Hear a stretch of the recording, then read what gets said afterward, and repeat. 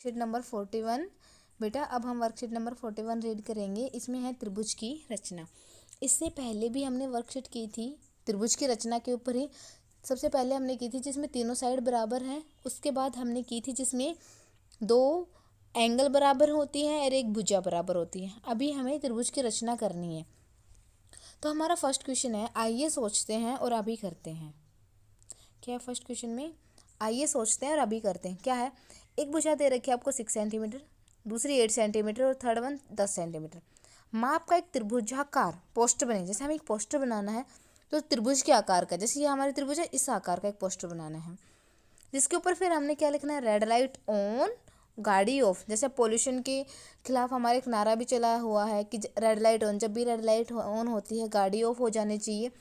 तो वही नारा हमें अब हमारी त्रिभुज में लिखना है। तो आओ बच्चों अब इसको ड्रॉ करते हैं। बेटा अभी क्वेश्चन नंबर 1 देखिए। आपको एक त्रिभुज बनानी है जो 6 सेंटीमीटर की, एक भुजा 6 सेंटीमीटर, दूसरी 8 सेंटीमीटर और थर्ड भुजा उसके 10 सेंटीमीटर, ठीक है। और उसके ऊपर फिर पोस्टर लिखना है रेड लाइट ऑन, गाड़ी ऑफ। तो सबसे पहले हम क्या लेंगे? स्केल की मदद से 6 सेंटीमीटर, रूलर की हेल्प से 6 सेंटीमीटर एक लाइन ड्रॉ करेंगे। इस लाइन को ए बी, इस पॉइंट को ए, इसको बी, ठीक है। तो ये कितनी होगी? 6 सेंटीमीटर। फिर ए के ऊपर हम 8 सेंटीमीटर लाइन ड्रॉ करेंगे। 8 सेंटीमीटर। तो यहाँ तक कितनी हो गई? 8 सेंटीमीटर। इसको ले लो सी पॉइंट, ठीक है। फिर हम बी सी लेंगे 10 सेंटीमीटर। देखो बच्चों, ये बी सी कितनी होगी? 10 सेंटीमीटर हो गई। तो ये हमारी त्रिभुज हमने ड्रॉ कर दी। और फिर इसके ऊपर आपको लिखना है red light on,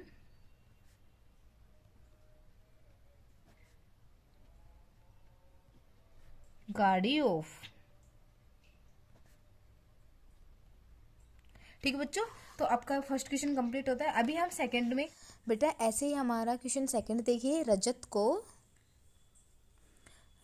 6 centimetre, 3 centimetre, 2 centimetre माप वाला एक त्रिभुज बनाने के लिए कहा गया।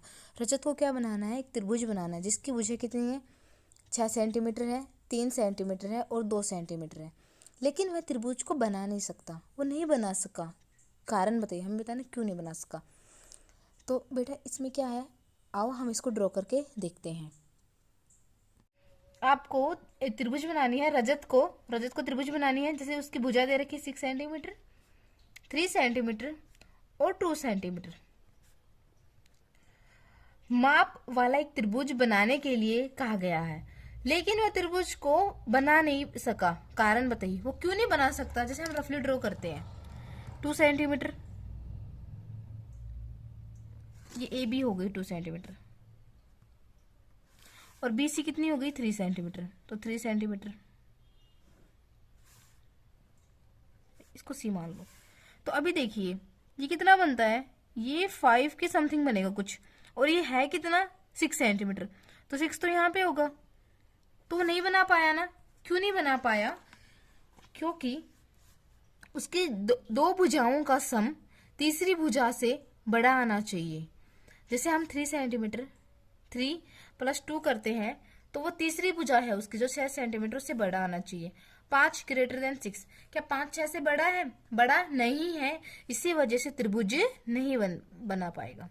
जो रजत है वो त्रिभुज नहीं बना पाएगा, क्योंकि त्रिभुज का एक रूल है कि दो भुजाओं का सम तीसरी भुजा से बड़ा होना चाहिए। जब 3 सेंटीमीटर और 2 सेंटीमीटर को जोड़ा जाता है तो 5 सेंटीमीटर होता है। वो 6 से बड़ा नहीं है, इसीलिए वो त्रिभुज नहीं बना पाएगा। ठीक है बच्चों। बेटा जब हमने सेकंड क्वेश्चन किया था हमें पता चला क्यों नहीं ड्रॉ कर सके। हमने उसको फिगर से भी ड्रॉ करके दिखाया था। जो हमारी भुजा BC है वो बहुत बड़ी जाती है, त्रिभुज से बाहर हो जाती है, तो इसीलिए हम त्रिभुज नहीं बना सकते। क्योंकि दो भुजाओं का जोड़ किया हमें छोटी भुजाओं का, तो तीसरी भुजा से बड़ा नहीं आया। तो हम अब क्या करते हैं, आइए अब हम आगे चलते हैं। उसमें क्या है, आइए एक समकोण त्रिभुज, हमें समकोण त्रिभुज, समकोण का मतलब है कि उसमें एक एंगल 90 डिग्री का होना चाहिए। जब एक भुजा और उसके कर्ण की लंबाई ज्ञात हो, मतलब हमें भुजा की भी लंबाई दे रखी है और कर्ण की भी लंबाई दे रखी है। जैसे उदाहरण पढ़ते हैं, LMN की रचना कीजिए जहाँ LMN समकोण है। इसका मतलब जो एंगल M है वो कितना है, 90 डिग्री। कितना एंगल है, 90 डिग्री का है। भुजा LN कितनी दे रखी है आपको, 5 सेंटीमीटर है। और MN कितनी दे रखी है आपको, 3 सेंटीमीटर। तो हम अब इसको हल करते हैं।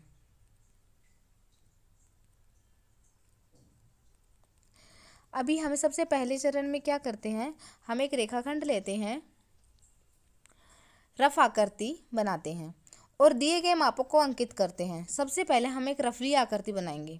रफली आकृति बनाएंगे, कोई भी हम एक रफली त्रिभुज ड्रॉ करेंगे। जैसे हमने ये त्रिभुज ड्रॉ करते, इसको नाम दे दिया N, इसको L और इसको M। M पे एंगल कितने का है, 90 डिग्री का है, तो 90 डिग्री लिख दिया। LN भुजा कितनी है, 5 सेंटीमीटर है। MN कितनी है, 3 सेंटीमीटर है। तो ये तो हमने ड्रॉ की रफली।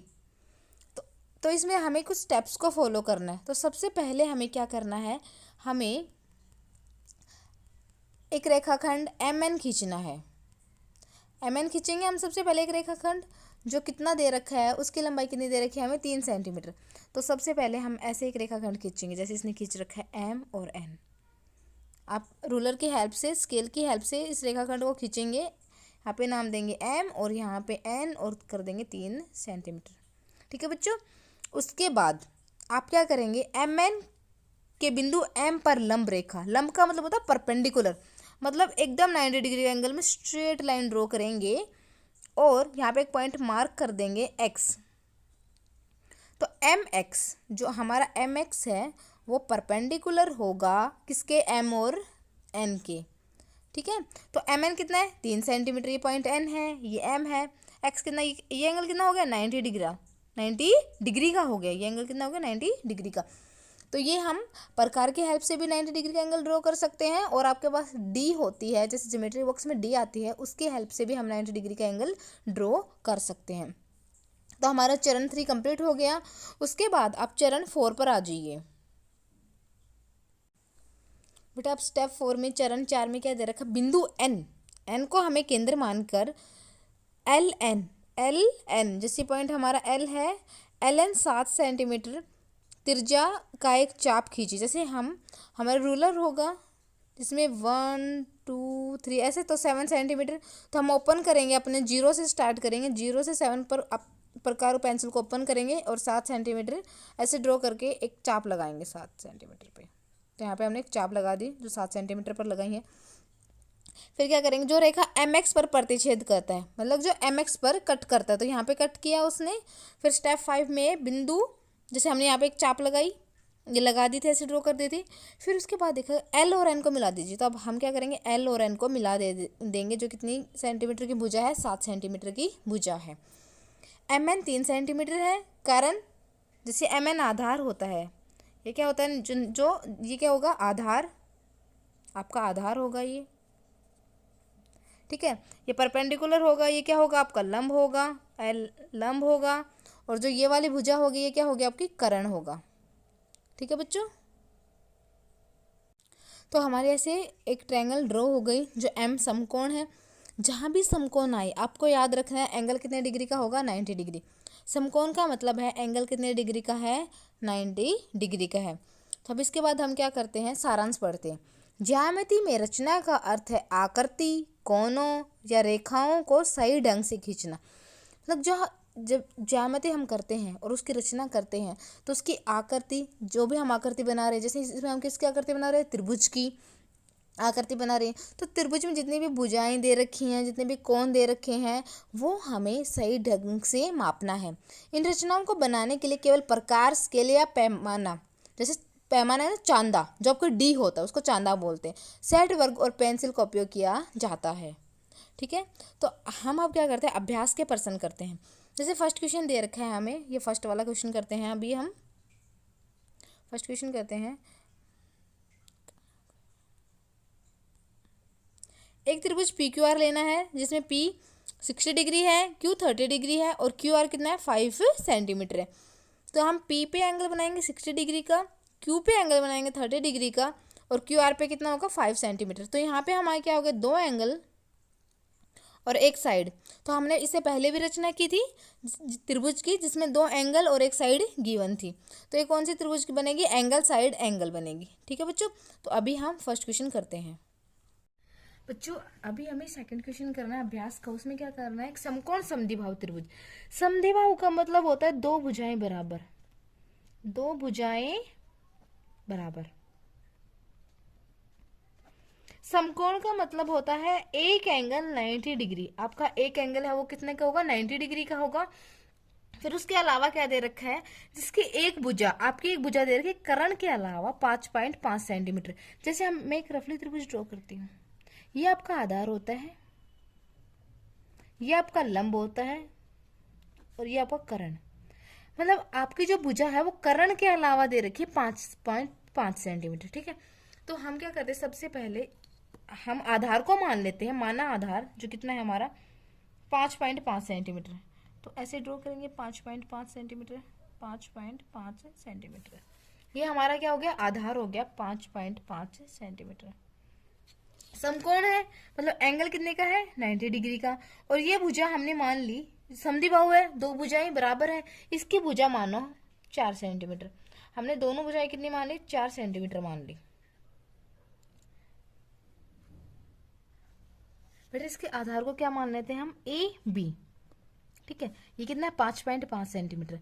तो कर्ण जो हमें दे रखा है, समकोण दे रखा है, तो एंगल ए पे कितने का मान लिया हमने, 90 डिग्री माना। तो 90 डिग्री आपको पता है परपेंडिकुलर होगा, ये भी हम 5.5 सेंटीमीटर ले लेते हैं। कितना ले लेते हैं, 5.5, और यहाँ पे पॉइंट मान लेते हैं सी। क्योंकि देखो बेटा ये कहीं भी कंडीशन नहीं दे रखी है कि आपका कर्ण भी 5.5 सेंटीमीटर होना चाहिए। आपको जिसकी एक भुजा दे रखी है 5.5, अगर मैं आधार 5.5 सेंटीमीटर मानती हूँ तो समद्विबाहु में तो 2 भुजाएं बराबर होती हैं। तो यहाँ पे मैं इस भुजा को भी कितना मान लूंगी, 5.5 सेंटीमीटर मान लूंगी। तो दोनों भुजाएं बराबर हो गई। तो BC ऐसे हमारा कर्ण निकल जाएगा। तो हमारा कर्ण कितना निकल के आया है, 8 सेंटीमीटर। कितना निकल के आया, 8 सेंटीमीटर। तो हम कर्ण ऐसे निकाल लेंगे, कितना निकल के आता है, ये 8 सेंटीमीटर। ठीक है बच्चों, या फिर आप कर्ण को कैसे निकाल सकते हो, कर्ण को x मान लीजिए, x सेंटीमीटर। वो आप कैसे निकालोगे, कर्ण का स्क्वायर, पाइथागोरस थ्योरम लगाएंगे, आधार का स्क्वायर प्लस लंब का स्क्वायर। इस फॉर्मूले में आधार भी कितना माना है हमने, 5.5 सेंटीमीटर का स्क्वायर प्लस 5.5 सेंटीमीटर का स्क्वायर। इसको सोल्व करेंगे, इन दोनों को ऐड करके भी हम ऐसे निकाल सकते हैं, बट हमें सिर्फ त्रिभुज की रचना करनी थी। तो हमने एक त्रिभुज की रचना कर दी जिसमें कर्ण हमने 1 सेंटीमीटर है और 2 भुजाएं बराबर हैं, ए बी और BC। AC जो कितनी है 5.5 और 5.5 सेंटीमीटर। यहाँ पे एंगल कितने का था, 90। तो ए पे हम लिख देंगे 90 डिग्री एंगल। ठीक है बच्चों, तो हमारा ये वाली वर्कशीट कंप्लीट होती है।